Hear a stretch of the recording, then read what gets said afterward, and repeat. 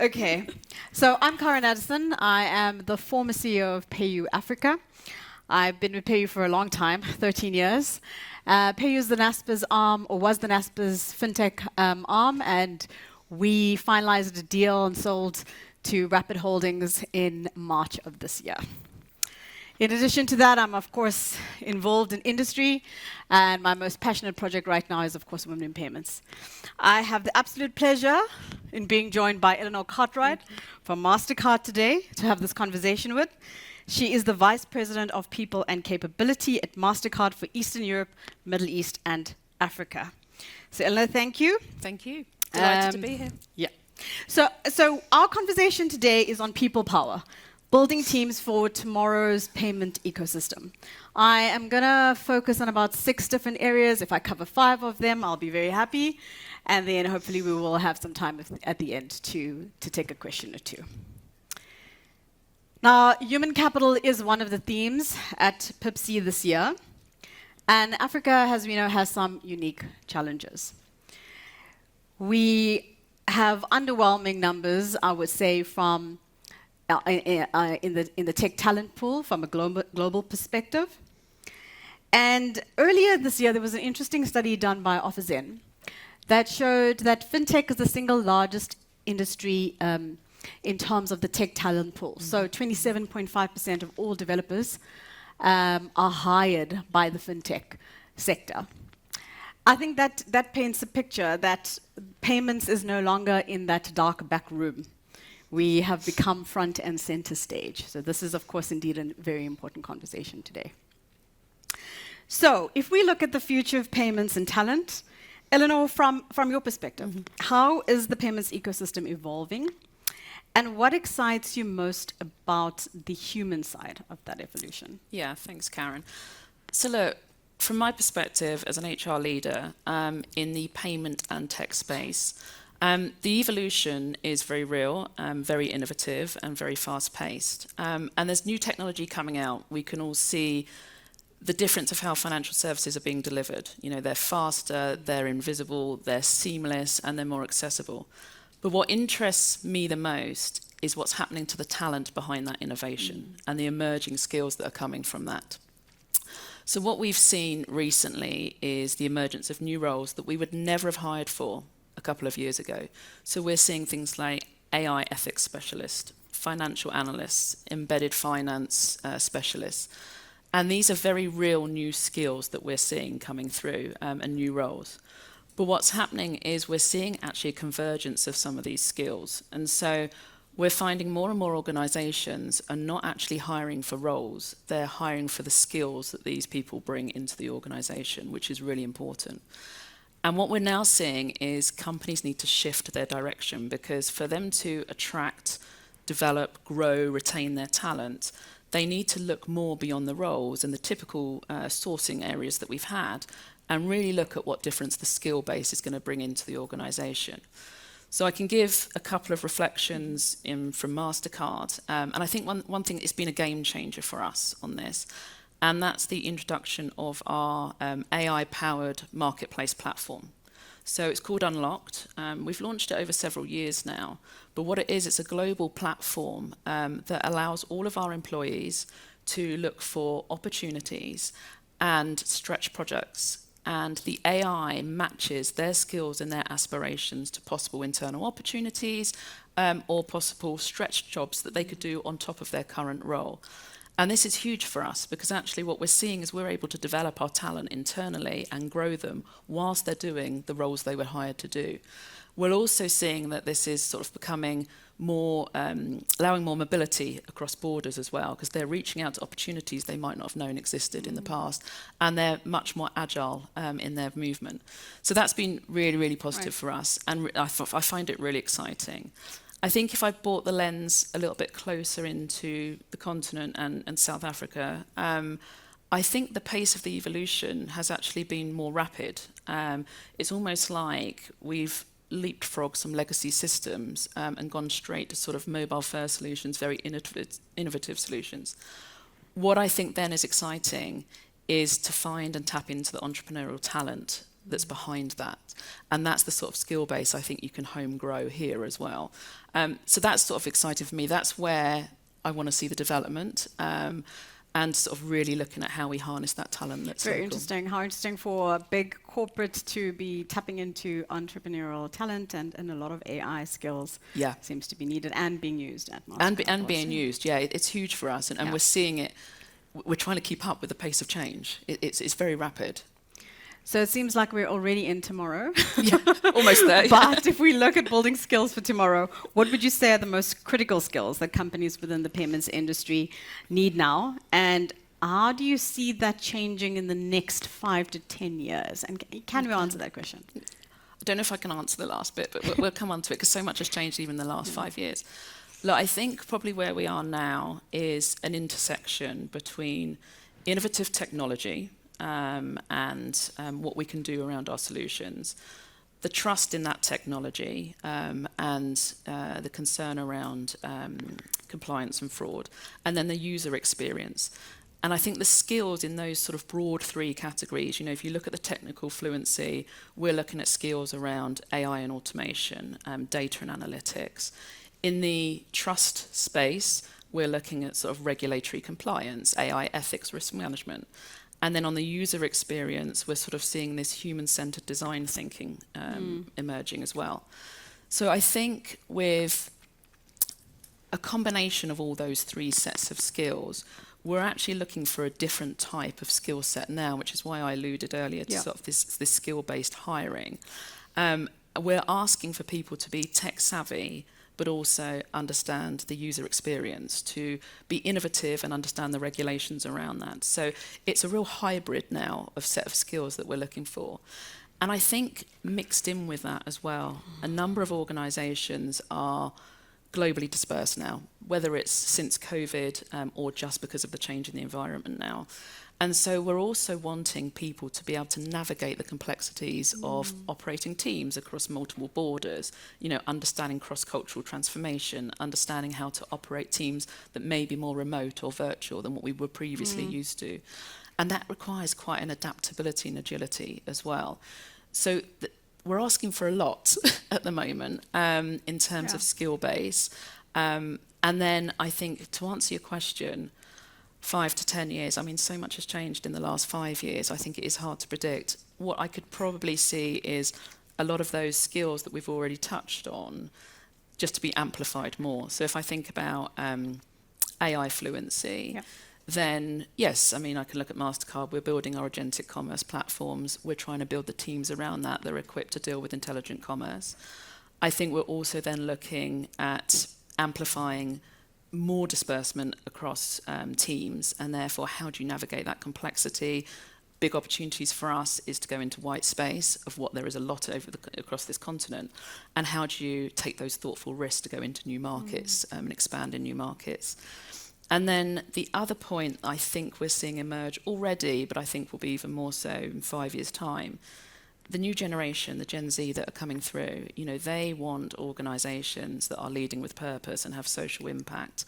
And therefore, we really need to be developing leaders to be inclusive leaders, but really also understand how you can come across to a multi-generational team with purpose and impact as well. So I'd say, don't hold me to this, because I don't know if that would actually be the right prediction in 5 to 10 years, but I think that's what we would tend to see. There's some just interesting things that you've said that I just want to draw out. Love to, yeah. Specifically around the type of skills that people will need. I think, we in Africa, perhaps in particular, there is a significant shortage of people that have skills that can build products that are user-centric, locally relevant within the complex regulatory and financial environments that we have.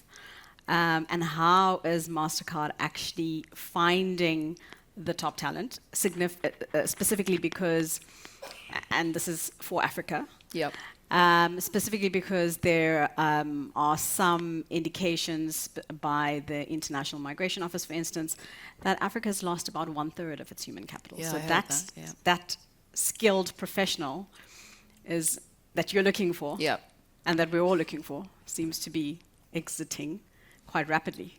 Yeah, I think you're right. I mean, everyone's aware of the brain drain that's taken place.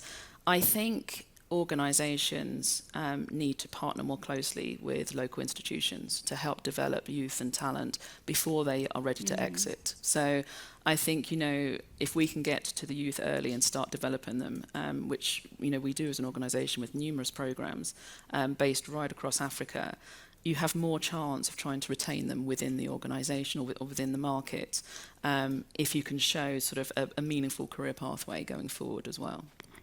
Great. Okay, so I've got lots of questions coming in here. When it comes to compensation, right? Okay, so there's, I would say, compensation, benefits, this entire package. And you spoke about Gen Z, the challenges, the changes that potentially are required. I'm hearing things about unlimited leave days, for instance, a year of maternity. So shed some light on this. What should we do? What could we do? Should we do? What should we do? Okay. Look, let's think about Gen Z. So they're motivated by a number of things, but interestingly, salary isn't one of their main motivators. So they want to work for an organisation that has purpose. So organisations that look like they are supporting small businesses or underprivileged communities will be an attractive option for them.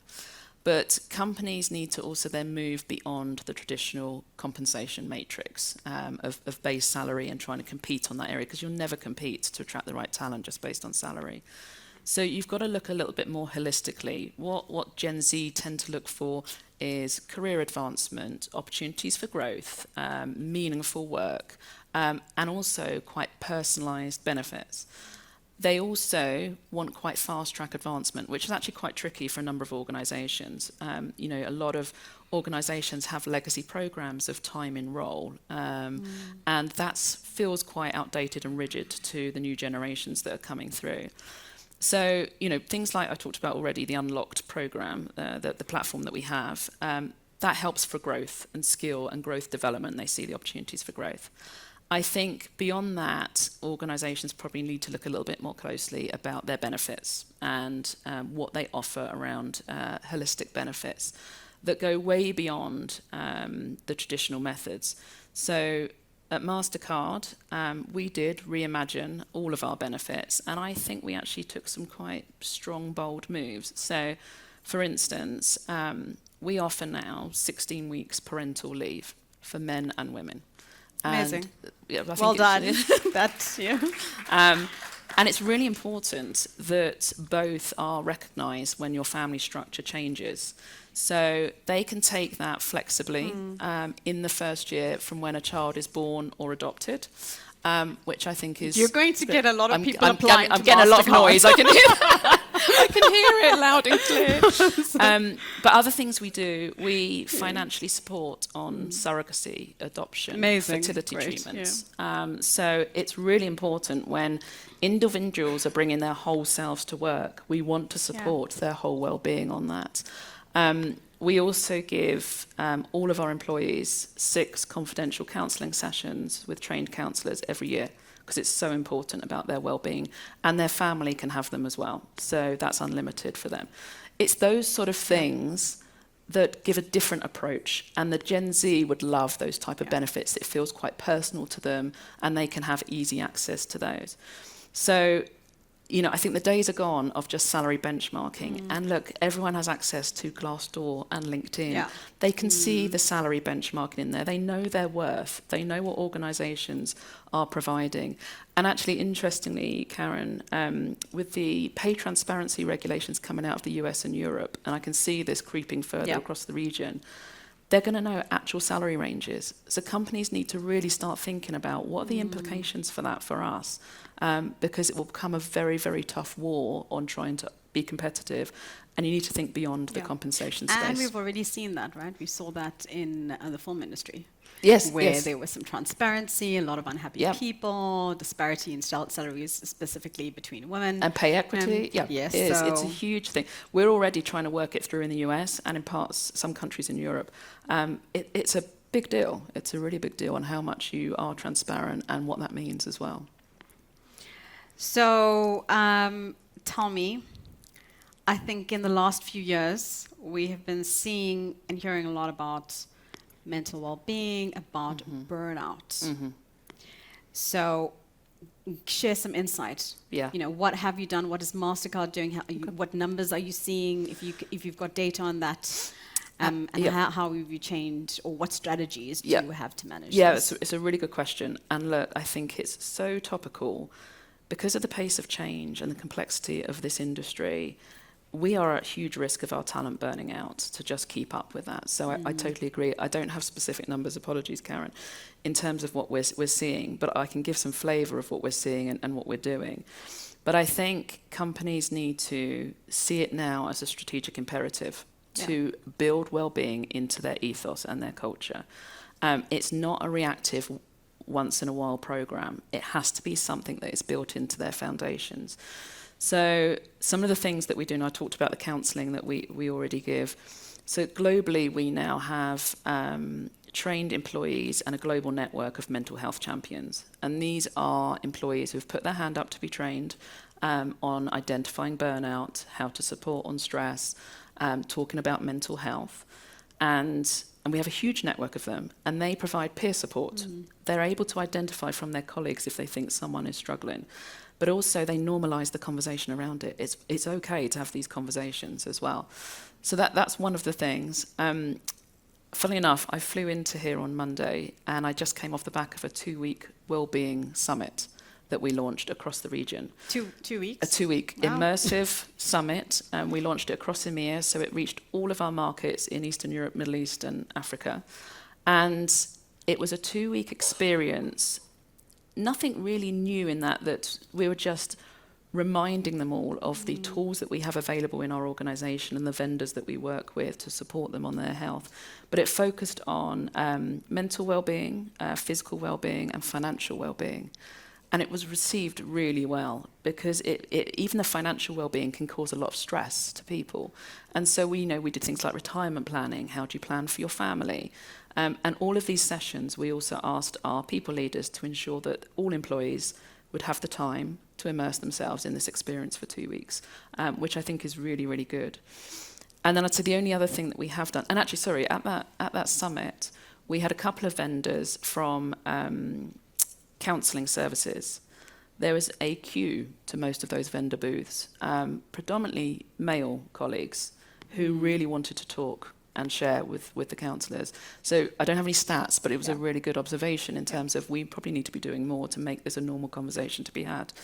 But the other thing we do is we train our people leaders as part of their onboarding and ongoing development to spot signs of burnout and then how to react on that as well. People leaders are with their teams all the time, and they are best placed to identify. So do I think we're eradicating it? No. I still think we push our people way too hard. But you've got to put enough things in place for people to feel that they can thrive in the organisation and they're not just surviving every day, and that they can stay there for the long haul. Thank you. So I am going to also go through some questions. I've got loads of questions here, so it's difficult to choose. But Jason Wang has asked a very interesting question. So coming back to the Africa lens, I'm going to go to that now. You, of course, have got a much wider global view on the talent, right? Mm-hmm. And in Africa, the talent pool, specifically the tech talent pool, the developer pool, is quite young. 50% is estimated to have 0 to 3 years of experience, right? Yep. And to some degree, of course, that talent pool is being affected by the brain drain. Yep. So Jason's asking, what type of skills should we be investing in now in Africa, I would say, or in South Africa, but perhaps we can cover both, to ensure that entities can continuously adapt to the rapid changes. And perhaps you can also share what you're seeing in terms of that talent and how we are shaping up. Yeah. I mean, it's an interesting question. I think organizations have a responsibility to be able to articulate to institutions and academia the type of skills that we actually need so that they have more success of entering into the workforce, and that academia also are able to be building tech fluency and things like that into their curricula. So for the first off, I do think we have a responsibility. I actually feel that there are talent pools we don't tap into, and maybe it's because there are some youth communities that are not able to access that, and there's a responsibility there that I think we could do to partner with other institutions to be able to make the workforce more accessible and entering into that. I think in terms of the skills, tech literacy is probably going to be one of the biggest ones, and keeping up with the pace of tech change. So like AI and automation, data and analytics, that is where I see sort of one of the biggest game changers. And if that could start young, then I think that would be super helpful. I also think this whole piece about an entrepreneurial spirit, it's really important, certainly for organisations MasterCard, where we're trying to competitively innovate as well. We're actually now looking at rewarding our people who are able to demonstrate that. So, you know, to be bold and think big and bold, and think where you can scale as well. That, I would say, would be some of the key skills that we could tap into. But I do feel there is an opportunity for to develop the talent early on. Okay, that was going to be my next question. I'm happy to go. Yeah. Okay, so we've got another question on educational accreditation for payments. It's not really accessible, even for new entrants looking for employment. Besides the PASA foundational courses for payment, foundations to payment courses known to us, what other strides are we taking? Can you answer that question? Just do the first bit again. Okay. It's Educational accreditation for payments. So here, if we look at payments in general, right, we don't actually have a payments course. I see. Okay. I don't know whether in other parts of the world there is something like that. And I think we've been very slow to this. And of course, PASA's put in some great workshops, some good courses out there. But you get access to this when you already have a job, when you already enter the workforce, not before that. Yeah. You know, and I would think that at least in an economics course at university, you could put in some foundational payments in there. So what have you seen elsewhere? Really good question. And what strides perhaps in other markets? Yeah, so I haven't seen anything, and I'll be honest, I haven't seen anything particularly locally in South Africa. What I have seen, so I would say is probably about 1 or 2 years ago now, maybe a year ago, in the UAE, we signed an MOU with the Rochester Institute of Technology. They wanted to build an AI hub, AI fluency through their graduate program. And we spend a lot of time with them running academies, workshops, certifications. Now, it's on a very specific part. There's not like a payments 101 that we do. But that type of partnership is, I think, what is needed probably more so to get into the education on payments and everything else.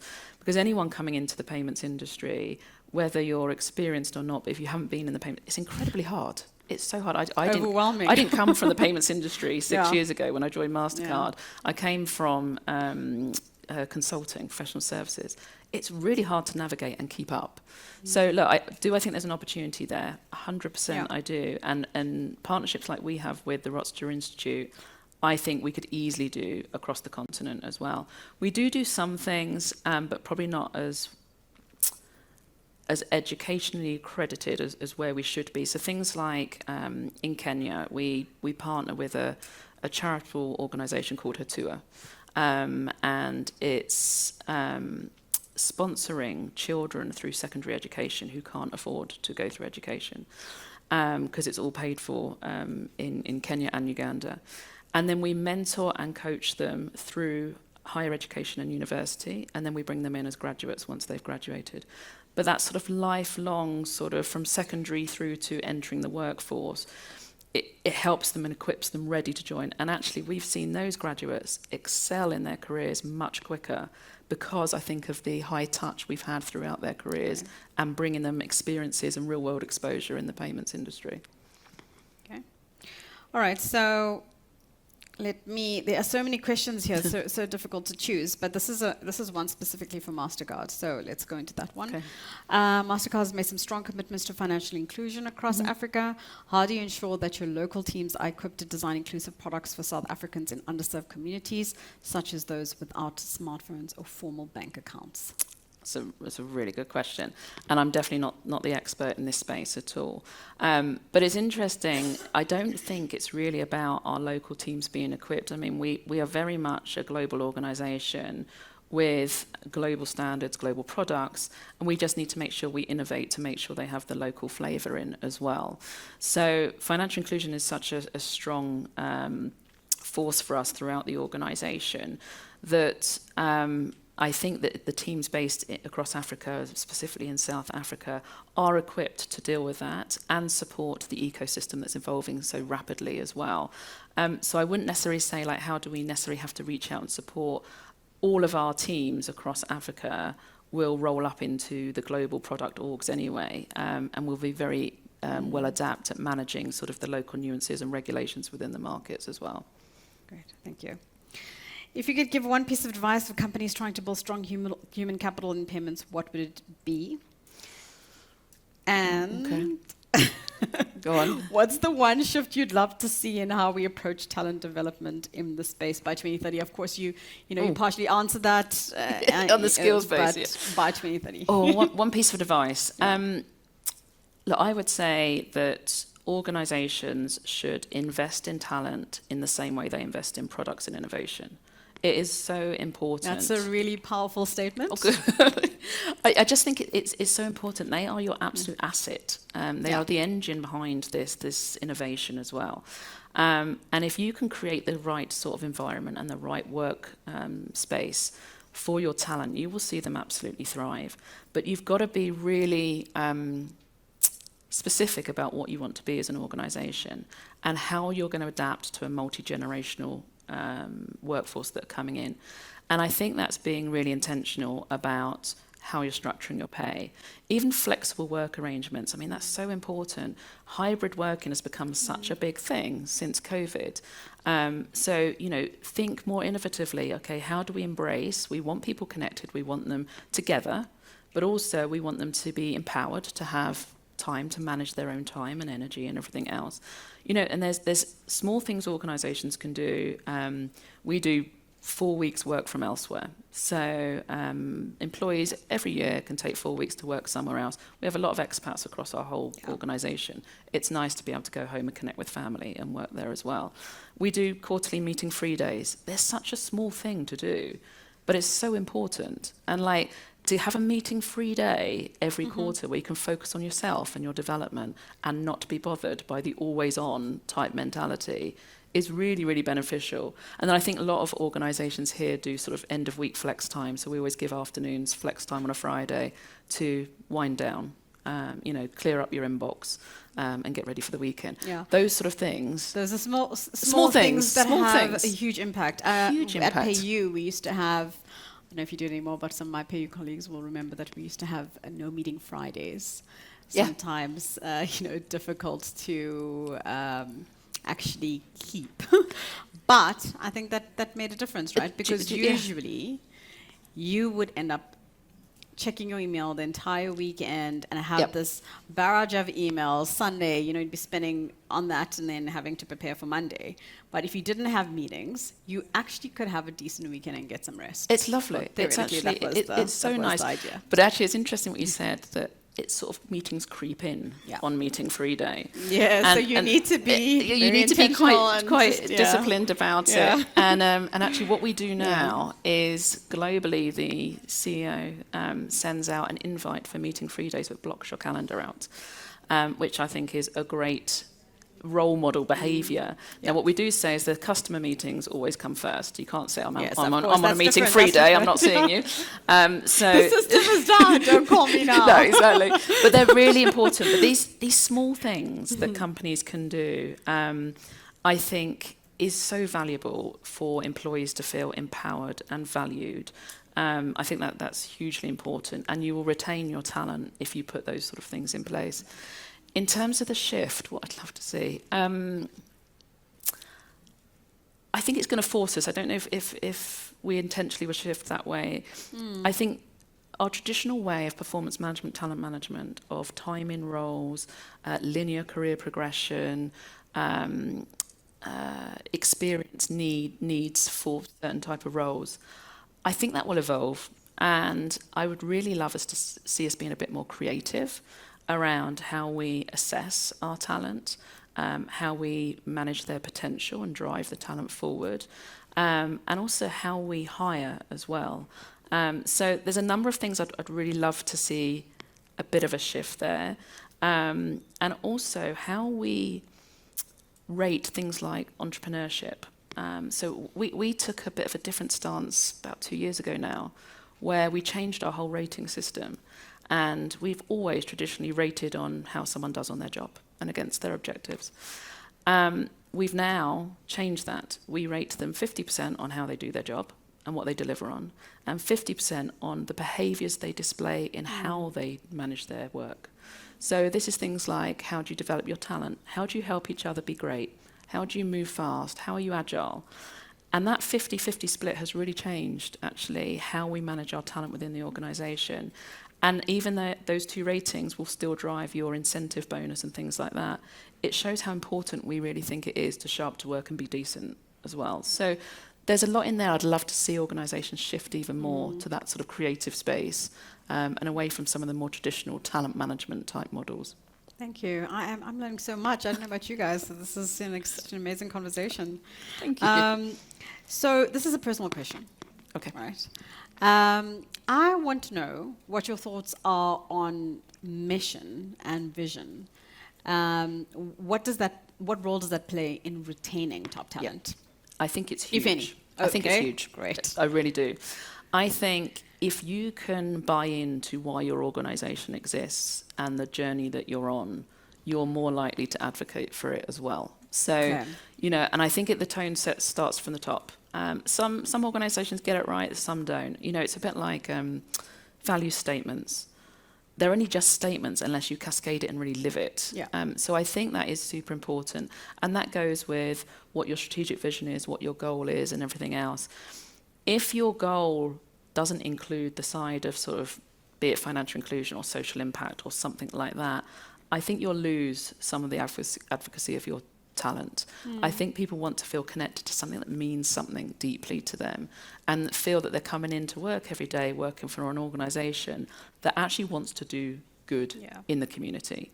And look, I can only speak from MasterCard. Obviously worked at different organisations. I feel that strongly. People want to stay there because they feel the values are very, very much intrinsic in our culture, and we call people out. If those behaviours are not acceptable, we have this thing with leading with decency and your emotional quotient, and it's a very strong signal to the whole workforce that we will not tolerate anything other than being decent with one another.